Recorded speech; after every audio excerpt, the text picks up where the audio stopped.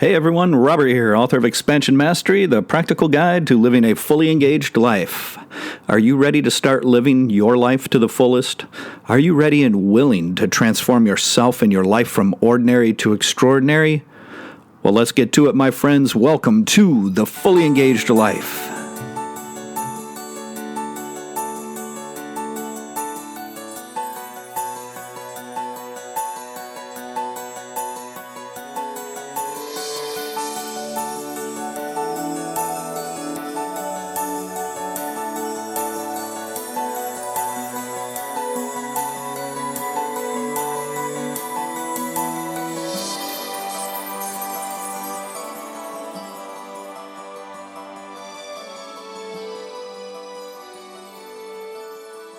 Welcome back to the show, everyone, and thanks for joining me again today for what is going to be part 3 of Dissolving Identity. Before we get started, make sure to visit me at www.expansionmastery.com. You can get autographed copies of Expansion Mastery there, as well as a newly revised and expanded ebook and all kinds of other good stuff. It's at www.expansionmastery.com. Okay, we're going to begin part 3 of Dissolving Identity. And the reason I'm doing part 3 is due to the feedback that I've received from those of you actually engaging this practice. And I greatly appreciate all of the feedback. So I would like to address that because that lets us take this to a little bit deeper level that sheds clarity on not only this practice, but many of the spiritual practices. So the focus here is going to be around something that I mentioned in the previous podcasts on this one, which is the idea that simple doesn't mean it's easy.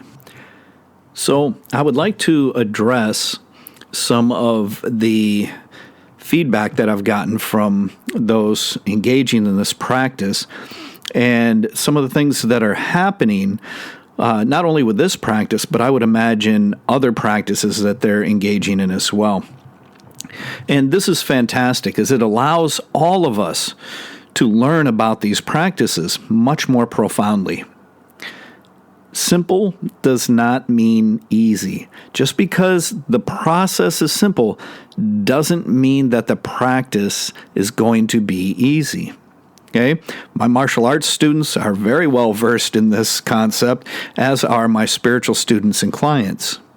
This distinction needs to be well understood.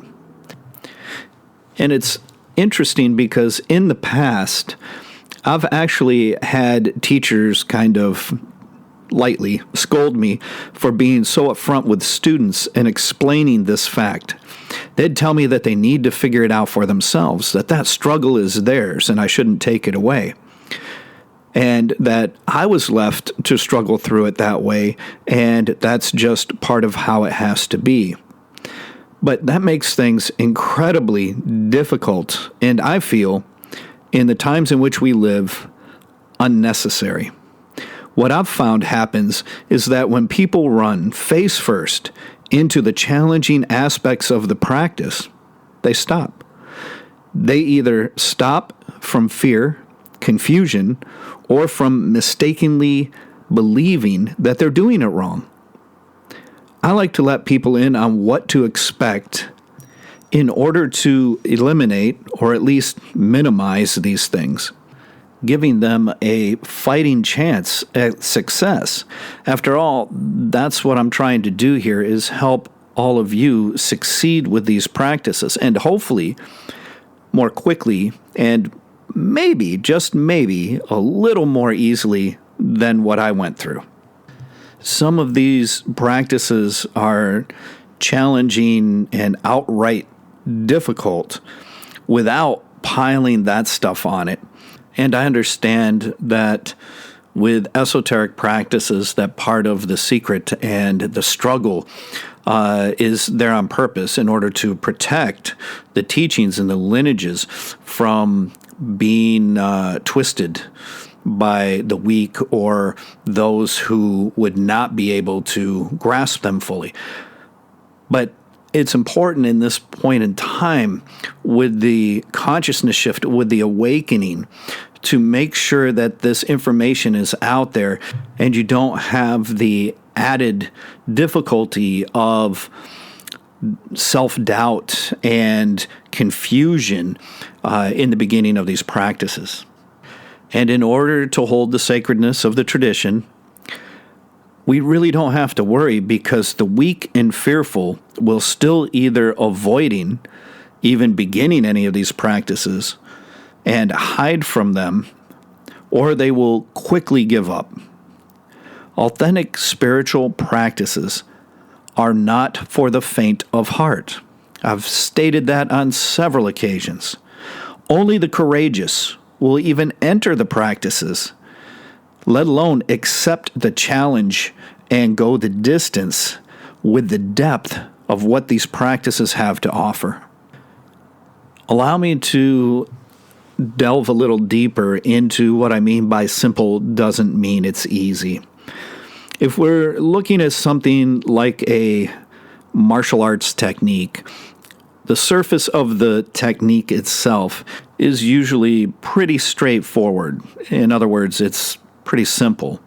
However, the principles involved within that technique can be challenging because they cannot be seen.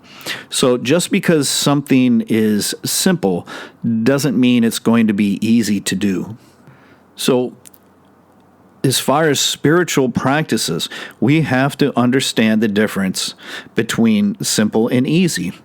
They are two very different things and should never be confused with one another. The practices are far more challenging than what we can possibly rationalize on the surface.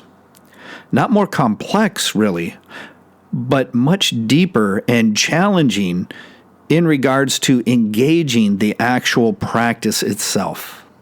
So if we look at this practice of dissolving identity, the practice is simple in terms of the actual process that is taking place. The process is simple. There's not much to it. You write down 10 things that describe you, your identity. Then you continue to write 10 more things and 10 more and 10 more until you can't think of anything else. Since we have the ability to count to 10, we have the ability to write a list.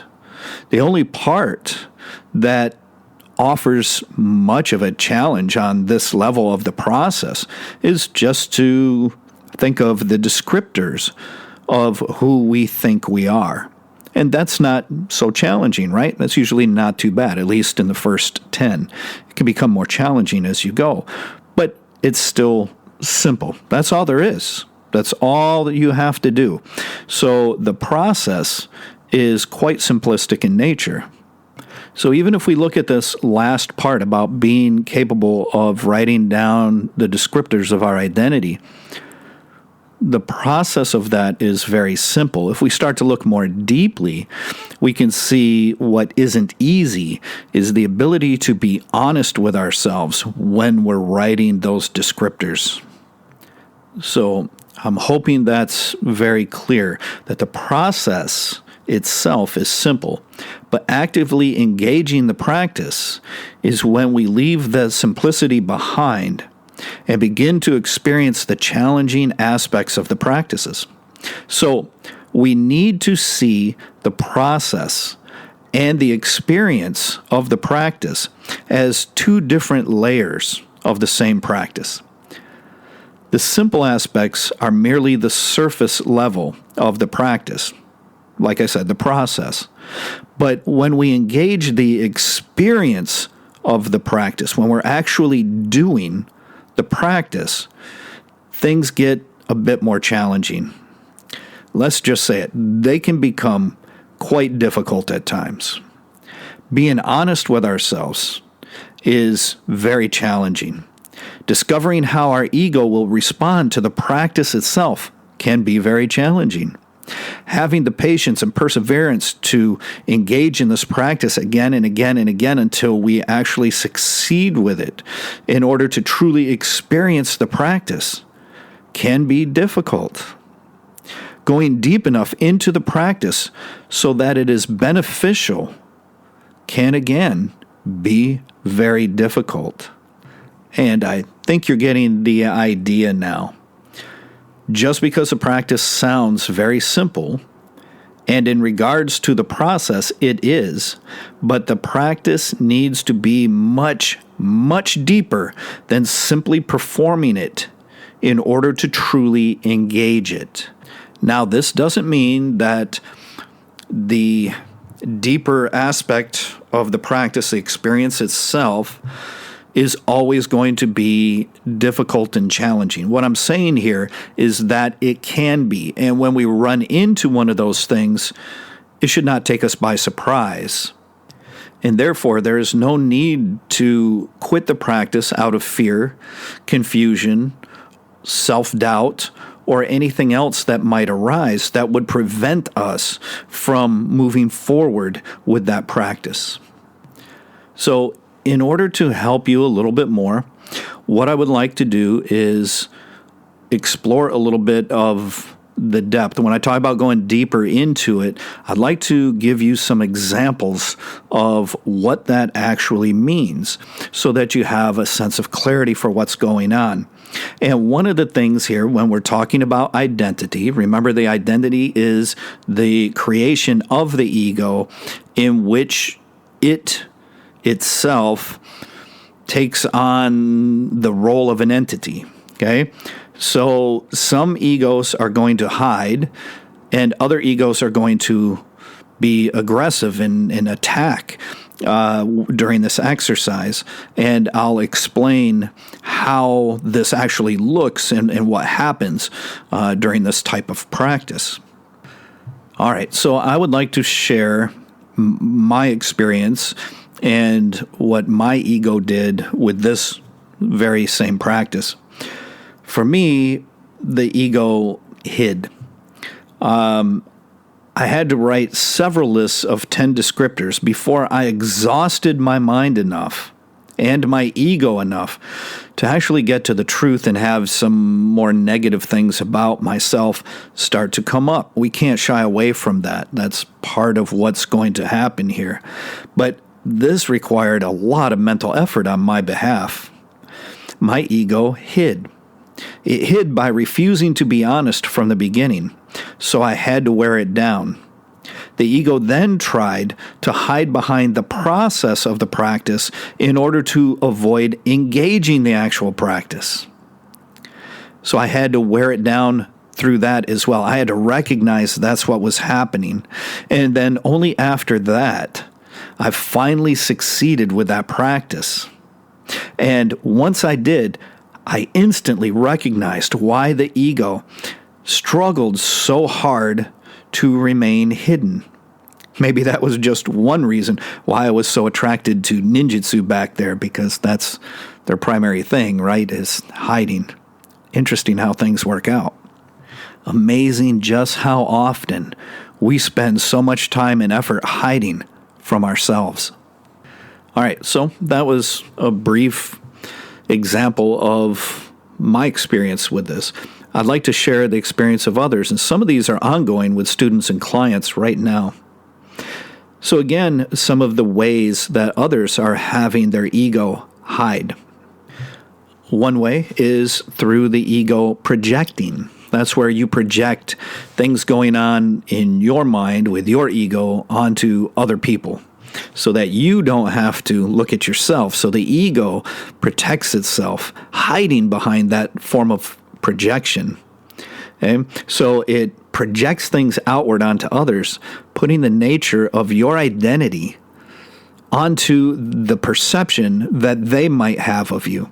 This prevents you from having to look at yourself. It's a very common trap.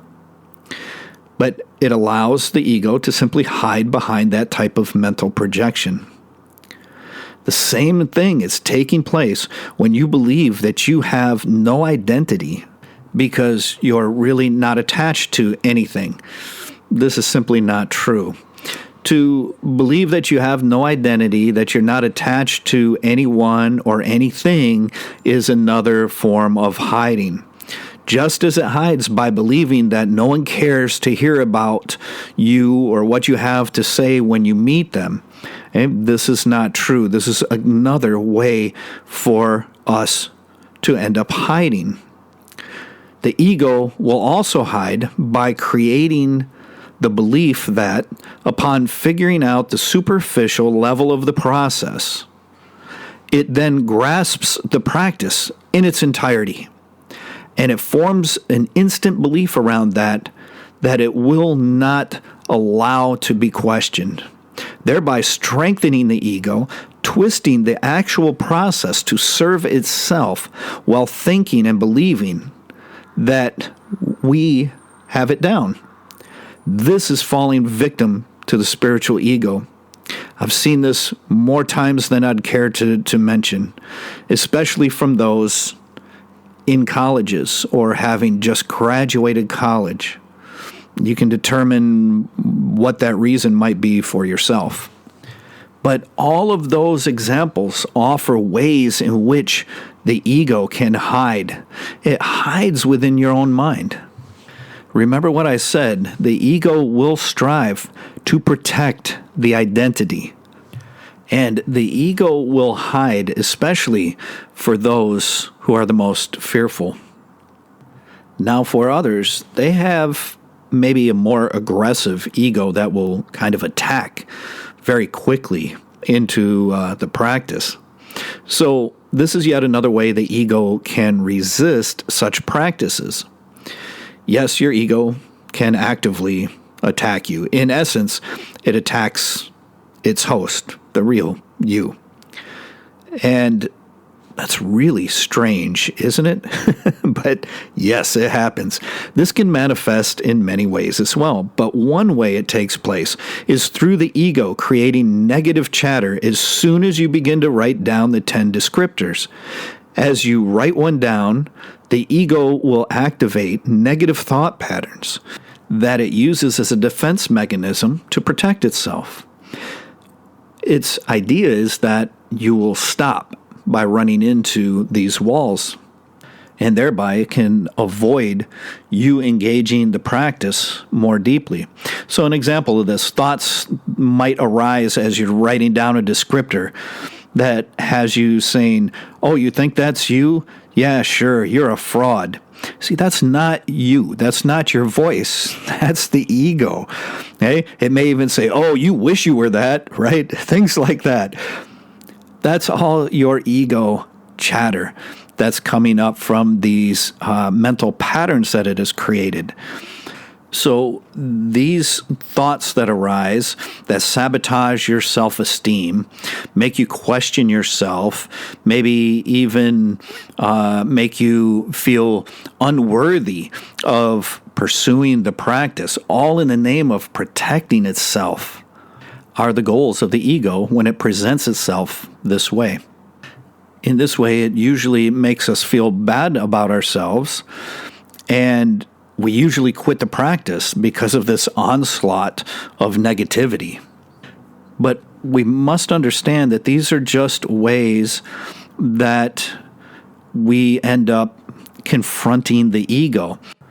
And in order to dissolve our identity, which is essentially the ego, we have to engage it, right? So whether we get to some of the things that we feel are bad about ourselves right up front or at the end, it could go either way.